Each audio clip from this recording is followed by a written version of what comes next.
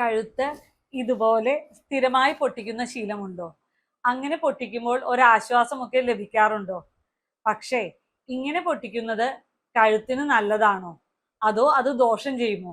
വിശദമായി പറഞ്ഞു തരാം. കഴുത്ത് പൊട്ടുമ്പോൾ കേൾക്കുന്ന ശബ്ദം എല്ല് പൊട്ടുന്നതിന്റെ അല്ല, നമ്മളുടെ കഴുത്തിലെ കശേരുക്കളുടെ നടുവിലായുള്ള സൈനോവിയൽ ഫ്ലൂയിഡ് എന്ന ദ്രാവകത്തിനുള്ളിലെ ബബിൾസ് പൊട്ടുന്ന ശബ്ദമാണിത്.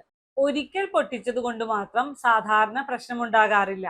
പക്ഷേ ഒരു ദിവസം തന്നെ പലതവണ ശക്തിയായി പലപ്പോഴും പൊട്ടിക്കുന്നത് ഒരു നല്ല ശീലമല്ല.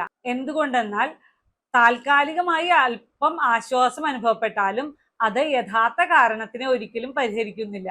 പ്രത്യേകിച്ച് cervical disc bulge, cervical spondylosis, ligament injury, joint instability തുടങ്ങിയവയുള്ളവർ പലപ്പോഴായി കഴുത്ത് പൊട്ടിക്കുന്നത് അവരുടെ ലക്ഷണങ്ങളെ കൂടുതലായി വഷളാക്കാറുണ്ട്.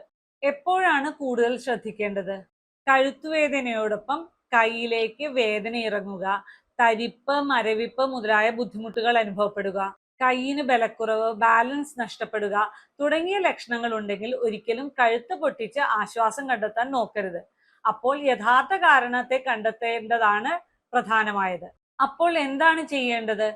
കഴുത്ത് ഇടയ്ക്കിടെ പൊട്ടിക്കാനുള്ള തോന്നൽ ഉണ്ടാവുന്നുണ്ടെങ്കിൽ അതിനു പിന്നിൽ മസിൽ ടൈറ്റ്നസ്, പുവർ പോസ്റ്റർ, അമിതമായ മൊബൈലിന്റെ ഉപയോഗം അല്ലെങ്കിൽ കമ്പ്യൂട്ടർ സ്ക്രീനിന്റെ ഉപയോഗം, സർവൈക്കൽ സ്പൈനിൻ്റെതായ പ്രശ്നങ്ങൾ ഇവയുണ്ടോ എന്നുള്ളത് ആദ്യം പരിശോധിക്കേണ്ടതായുണ്ട്.